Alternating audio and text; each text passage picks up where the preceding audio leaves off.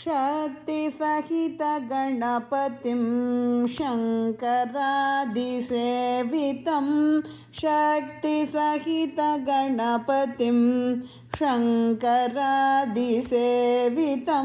विरक्तसकलमुनिवरसुरराजविनुतगुरुगुहं विरक्तसकलमुनिवरसुरराजविनुतगुरुगुहं भक्तानिपोषकं